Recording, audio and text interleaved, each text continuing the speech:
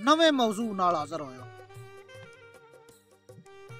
मेरी दुआ है अल्लाह ताला तुहानू खुश रखे। अजकल साडे मुआशरे दे अंदर बहुत ज़्यादा खराबियां पाईयां जांदियां ने, जिन्हां दे विच एक ये भी है कि सास बहू दी, मियाँ बीवी दी झगड़े जिहड़े हुंदे ने, घरेलू परेशानी हुंदी है। ये साडा एक बहुत बड़ा अलमिया है। इहदे नाल बड़े घर बर्बाद हो चुके हैं। काफ़ी घरां विच टेंशनां चलदियां ने। वेखो ना, बंदा काम ते जांदा बाहर, नौकरी करदा है, शामी वो थके या त्रुटे या घर आउंदा है।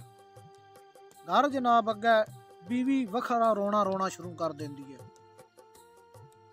माँ प्यो वालदा जिहड़ी है ओहदी ते तुहाडी बीवी दी आपस च लगदी नहीं, ते ओह आखदी है तेरी बीवी मेरी बड़ी बेइज्जती कर छड़ी है, मैं इंज कर दिता है, ये कर दिता है।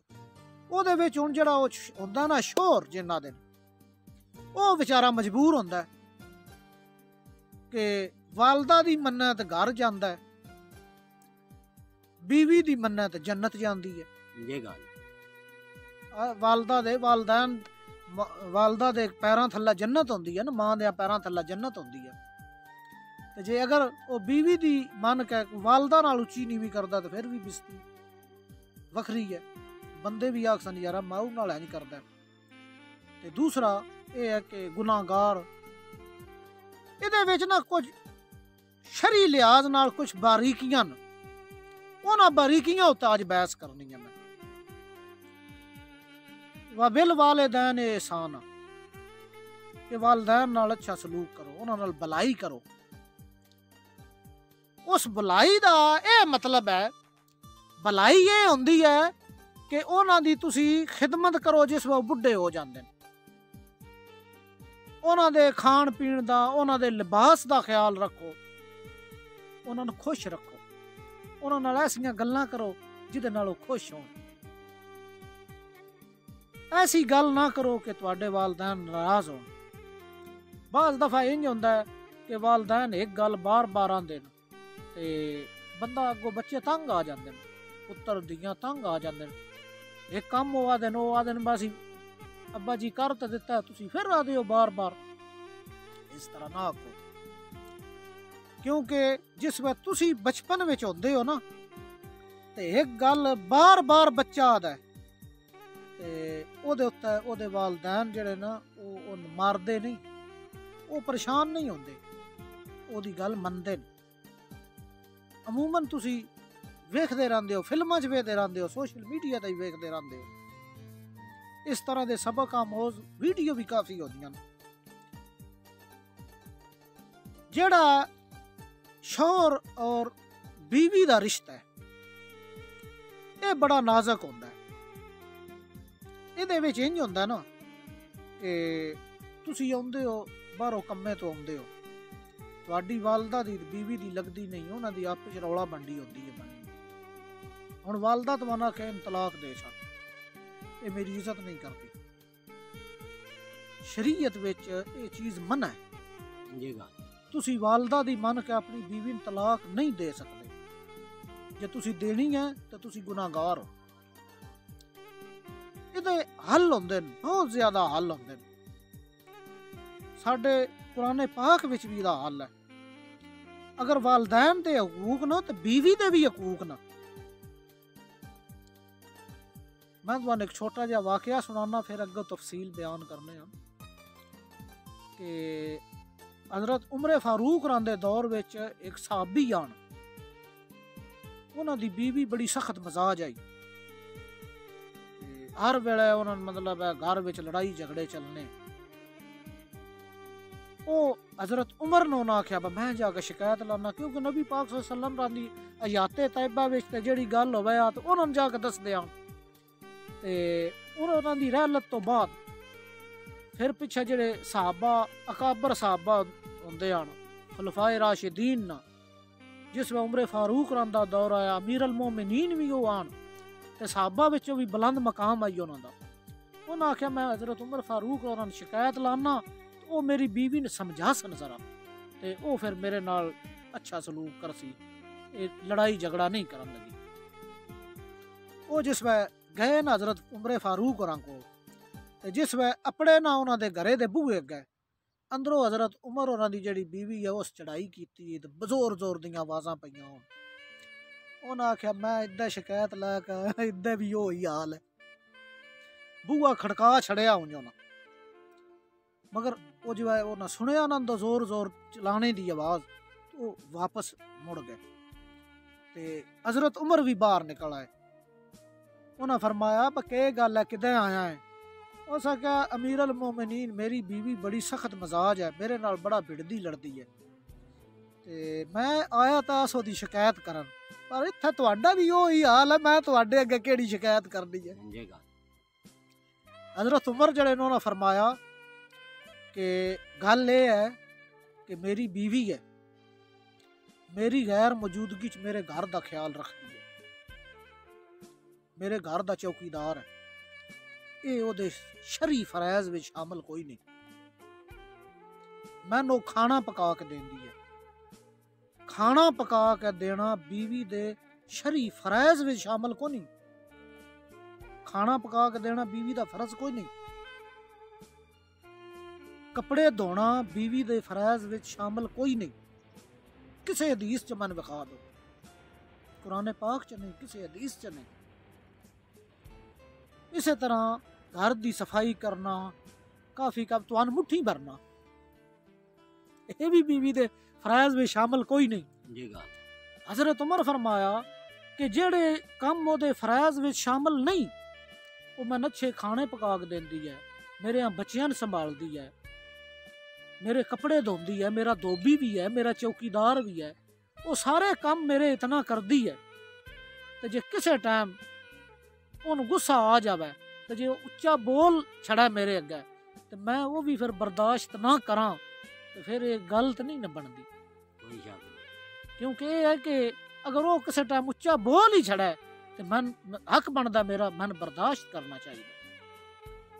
इहदे नाल घर दे विच ज्यादा जड़ा रौला बंडी नहीं बनता। देखो ना, साडे नबी पाक सल्लल्लाहु अलैहि वसल्लम आपने फरमाया कि बीवी दे मुंह विच एक लुकमा तोड़ के पाना, ये भी एक सदका है। हालांकि उन वेखो ने ते है ते आशक मशूकी वाले काम है ना, कि बीवी दे मुंह च गिरा रोटी दा पाना, ये है ते उस प्यार दा तकाजा है ना, मगर ये एक सदका भी है, सवाब भी है। इहदे नाल घर दे तलक भी अच्छे होंदे ने। घर विच टेंशना, मियां बीवी दा तलक अच्छा रहिंदा है, कोई परेशानी नहीं बनती, कोई भेड़ पंडी नहीं होंदा। इसे तरह अगर तुहाडी वालदा दी और बीवी दी नहीं लगदी, तुसी वालदा ना ये नहीं कि अगों तुसी कौड़ जाओ ना, अपनी वालदा ना आराम नाल समझाओ, उन्होंने दसो अम्मा जी इस भी इत्थे ही रहना है, ते तुहाडे तो पहलो ये घर किसी होरी दा आ, तुहाडी जिहड़ी सੱਸ आई ओदा, तुहाडे आने नाल तुसी इस घर दी मालकन बन गए हो। हुण मेरी बीवी आई है, ते थोड़ा जिहा तां हक दा भी बनदा ही है। अगर फिर भी नहीं ये काम बनता इस तरह, ते इस दा हल है इलादगी। इकट्ठियां रहना साडा कल्चर है, असी अपने इखलाक दी वजह तो इकट्ठियां रहिए, ज्वाइंट फैमिली होवे, तो इस तो अच्छी कोई गल नहीं। मगर अगर घर दे विच परेशानी बनती है, टेंशन बनती है, इस दा हल है इलादगी। इहदा हल ये नहीं कि तुसी अपनी बीवी नूं मारना शुरू कर दो, या तुसी अपनी वालदा दी बेअदबी करना शुरू कर दो। इस दा जिहड़ा शरी हल है, शरीयत इहदा हल ये कढ़िया है कि इहदा हल है इलादगी। कुरान पाक में सूरह नसा च आउंदा है कि बीवी दा खाना पीना तुहाडे ज़िम्मे। उस तो बाद ये भी होंदा है, अमूमन घरां विच लड़ाई झगड़े रहिंदे न, ते बाज़ तलाक भी दे छड़दे न। मतलब मेरी बीवी बड़ी नाफरमान है। हाँ, बाज़ दफ़ा इंज ਬੰਦਾ ਮਜਬੂਰ ਹੋ ਜਾਂਦਾ ਹੈ, ਇਹਦੇ ਵਿੱਚ ਕੁਝ ਸਿਚੁਏਸ਼ਨ ਐਸੀ ਵੀ ਹੋ ਜਾਂਦੀ ਹੈ ਕਿ ਮਜਬੂਰਨ ਇਹ ਕਦਮ ਵੀ ਉਠਾਉਣਾ ਪੈਂਦਾ ਹੈ। ਮਗਰ ਇੱਕ ਗੱਲ ਹੈ, ਅਗਰ ਤੁਸੀਂ ਵਾਲਦੈਨ ਦਾ ਇੱਕ ਉਹ ਤੁਹਾਡੇ ਤੇ ਦਬਾਅ ਪਾਉਂਦੇ ਨੇ ਕਿ ਬੀਵੀ ਨੂੰ ਤਲਾਕ ਦੇ ਦੇ, ਬੀਵੀ ਤੁਹਾਡੀ ਦਾ ਕਸੂਰ ਕੋਈ ਨਹੀਂ, ਇਹਦੇ ਵਿੱਚ ਵਾਲਦਾ ਆਖਿਆ ਕਿ ਮੈਂ ਤੈਨੂੰ ਆਪਣੇ ਹੁਕਮ ਦੇਣੀ ਆ ਆਪਣੀ ਵਾਲਦਾ ਹੋਣ ਦੀ ਨਿਸਬਤ ਨਾਲ ਕਿ ਮੈਂ ਤੇਰੀ ਮਾਂ ਤੈਨੂੰ ਹੁਕਮ ਪਈ ਦੇਣੀ ਆ। ਤੇ ਹੁਣ ਇੱਥੇ ਬੰਦਾ ਮਜਬੂਰ ਹੋ ਜਾਂਦਾ, ਯਾਰਾ ਮਾਂ ਦਾ ਹੁਕਮ ਅਦੂਲੀ ਜਿਹੜੀ ਆ ਉਹ ਸ਼ਰੀਅਤ ਮਨਾ ਕੀਤੀ ਹੈ, ਇਹ ਇੰਜ ਗੱਲ ਨਹੀਂ। ਹਰ ਬੰਦੇ ਦੇ ਤੁਹਾਡੇ ਹਰ ਰਿਸ਼ਤੇਦਾਰ ਦੇ ਆਪਣੇ ਆਪਣੇ ਹਕੂਕ ਨਾ, ਅਗਰ ਇੱਕ ਹੀ ਜਗ੍ਹਾ ਤੇ ਇੱਕ ਹੀ ਦਾ ਹੁਕਮ ਮੰਨਣੇ ਨਾਲ ਦੂਜੇ ਦੀ ਹੱਕ ਤਲਫੀ ਹੁੰਦੀ ਹੋਵੇ ਤਾਂ ਉਹ ਹੁਕਮ ਵਾਜਬ ਨਹੀਂ। ਸਮਝ ਆਈ ਹੈ ਮੇਰੀ ਗੱਲ ਦੀ? ਅਗਰ ਵਾਲਦਾ ਦਾ ਤੁਸੀਂ ਹੁਕਮ ਅਦੂਲੀ ਕਰਦੇ ਹੋ ਮਗਰ ਦੂਜੇ ਦਾ ਹੱਕ ਅਦਾ ਕਰਦੇ ਹੋ, ਉਹ ਜਿਹੜੀ ਹੁਕਮ ਅਦੂਲੀ ਹੈ ਉਹ ਨਾ ਫਰਮਾਨੀ ਚ ਨਹੀਂ ਆਉਂਦੀ, ਉਹ ਨਾ ਫਰਮਾਨੀ ਨਹੀਂ।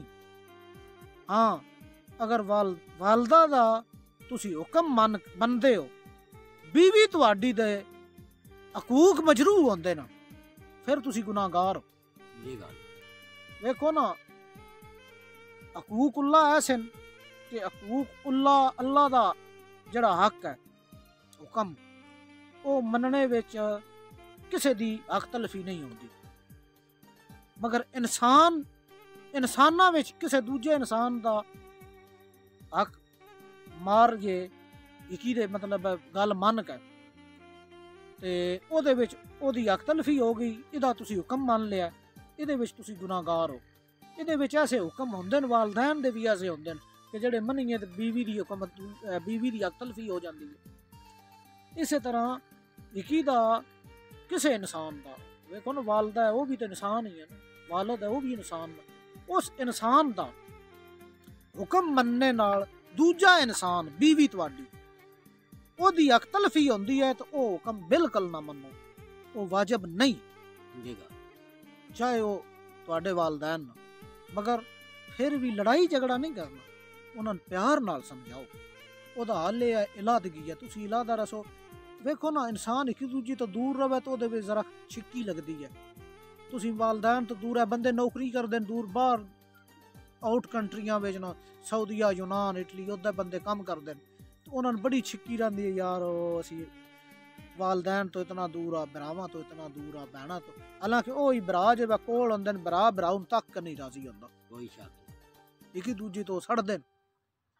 ਉਹ ਐਸ ਕੱਪੜੇ ਚੰਗੇ ਪਾਏ ਹਨ, ਉਹ ਆਖੀ ਇਹ ਵੱਡਾ ਭਰਾ, ਬਰਾਦਰੀ ਚ ਦੀ ਬੜੀ ਗੱਲ, ਕਦੀ ਮੇਰੀ ਗੱਲ ਹੁੰਦੀ ਨਾ ਬਣਦੀ ਬਰਾਦਰੀ ਚ, ਇਹ ਇੰਜਿਆ ਵਿੱਚ ਪੈਂਚ ਬਣੇ ਆ, ਇਹਦਾ ਦਿਮਾਗ ਹੀ ਨਹੀਂ ਕੰਮ ਕਰਦਾ, ਬਰਾਦਰੀ ਪਤਾ ਨਹੀਂ ਦੀ ਗੱਲ ਮੰਨਦੀ ਕੀ ਕਰਨਾ ਪਈ। ਮਤਲਬ ਐਸੇ ਵੀ ਵੇਖਣੇ ਵਿੱਚ ਸਭ ਕੁਝ ਆਉਂਦਾ, ਸਾਡੇ ਮਾਸ਼ਰੇ 'ਚ ਸਭ ਕੁਝ ਹੁੰਦਾ ਪਿਆ। ਤੇ ਦੋਸਤੋ, ਇਹ ਹੈ ਗੁਜ਼ਾਰਿਸ਼ ਕਿ ਆਪਣੇ ਘਰ ਦਾ ਮਾਹੌਲ ਅੱਛਾ ਕਰਨੇ ਵਾਸਤੇ ਆਪਣੀ ਬੀਵੀ ਨਾਲ ਅੱਛਾ ਸਲੂਕ ਕਰੋ। ਤੁਹਾਡੇ ਜਿਹੜੇ ਬੱਚੇ ਨੇ ਉਹਨਾਂ ਦੀ ਤਰਬੀਅਤ ਅੱਛੀ ਕਰੋ, ਔਲਾਦ ਦੀ ਅੱਛੀ ਤਰਬੀਅਤ ਕਰਸੋ, ਮੁਆਸ਼ਰੇ ਵਿੱਚ ਉਹ ਤੁਹਾਡਾ ਨਾਮ ਰੋਸ਼ਨ ਕਰਸਨ। ਅਗਰ ਤੁਹਾਡੀ ਔਲਾਦ ਜਿਹੜੀ ਹੈ ਉਹਦੀ ਤੁਸੀਂ ਤਰਬੀਅਤ ਅੱਛੀ ਨਾ ਕਰਦੇ, ਉਹਦਾ ਇਖਲਾਕ ਅੱਛਾ ਨਹੀਂ ਹੁੰਦਾ, ਵਾਲਦੈਨ ਦੀ ਬਦਨਾਮੀ ਹੁੰਦੀ ਹੈ, ਕੰਮ ਗਲਤ ਔਲਾਦ ਕਰਦੀ ਹੈ, ਨਾਮ ਬਦਨਾਮ ਵਾਲਦੈਨ ਦਾ ਹੁੰਦਾ।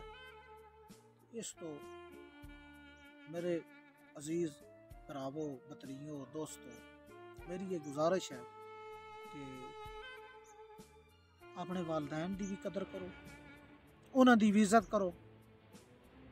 ਉਸ ਤੋਂ ਬਾਅਦ ਆਪਣੇ ਬੀਵੀ ਬੱਚੇ ਨੇ ਜਿਹੜੇ ਸ਼ਰਈ ਤੌਰ ਤੇ ਤੁਹਾਡੇ ਤੇ ਵਾਜਬਾਤ ਹਕੂਕ ਨੇ ਬੀਵੀ ਦੇ, ਉਹ ਅਦਾ ਕਰੋ, ਜਿਹੜੇ ਔਲਾਦ ਦੇ ਹਕੂਕ ਨੇ ਉਹ ਅਦਾ ਕਰੋ, ਤਾਂ ਕਿ ਕੱਲ ਆਪਣੇ ਮਾਲਕ ਦੇ ਸਾਹਮਣੇ ਤੁਸੀਂ ਸੁਰਖਰੂ ਹੋ ਸਕੋ। ਕੋਈ ਸ਼ੱਕ ਜਿਹੜੀ ਅੱਛੀ ਗੱਲ ਹੋਵੇ, ਉਹ ਜਿਸ ਦਾ ਪਤਾ ਹੋਵੇ, ਉਹ ਅੱਗੇ ਪਹੁੰਚਾਉਣਾ ਵੀ ਫਰਜ਼ ਹੁੰਦਾ ਬੰਦੇ ਦਾ, ਹਰ ਇਨਸਾਨ ਦਾ ਫਰਜ਼ ਹੁੰਦਾ। ਮੈਂ ਤੁਹਾਡੇ ਤੱਕ ਪਹੁੰਚਾਉਣਾ, ਤੁਸੀਂ ਇਹ ਮੇਰੀ ਵੀਡੀਓ ਅੱਗੇ ਸ਼ੇਅਰ ਕੀਤਾ ਕਰੋ, ਅੱਗੇ ਪਹੁੰਚਾਇਆ ਕਰੋ। ਤੇ ਇਸ ਤੋਂ ਕੋਈ ਨਸੀਹਤ ਅਗਰ ਕਿਸੇ ਇੱਕ ਬੰਦੇ ਨੂੰ ਵੀ ਹਾਸਲ ਹੋ ਜਾਵੇ ਤੇ ਮੈਂ ਨਾ ਉਹਦੇ ਸਦਕੇ ਹੋ ਸਕਦਾ ਮੇਰੀ ਬਖਸ਼ਿਸ਼ ਦਾ ਵਸੀਲਾ ਬਣ ਜਾਵੇ ਉਹ ਬੰਦਾ ਹੀ।